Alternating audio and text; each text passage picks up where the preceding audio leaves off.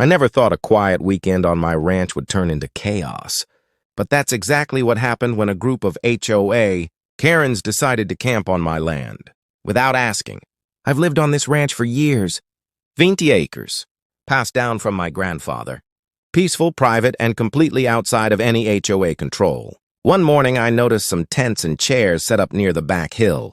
At first, I thought maybe it was hikers.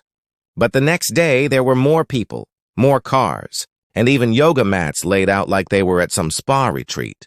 When I walked over, I saw 8 women in matching outfits, sipping smoothies and acting like they owned the place. I asked them what they were doing, and one of them looked at me with a smug face and said, "This land is part of our HOA's extended nature zone." I couldn't believe what I was hearing. I told them clearly this is private property, showed them the fence, and even pulled out the land deed, but they refused to leave, saying they had verbal permission from their HOA president. I had enough.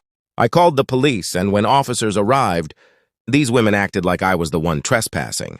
They cried, screamed, and one even fake fainted in front of the cops. It was embarrassing to watch.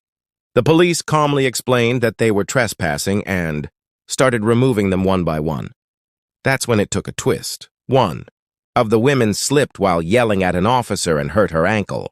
A week later, I got a legal notice saying she was suing me for $50,000 in emotional damage. But here's the best part. I had everything on camera. Footage, documents, even the police reports.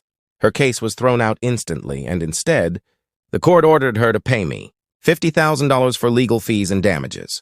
She came onto my land, tried to ruin my peace, and ended up funding my next barn renovation.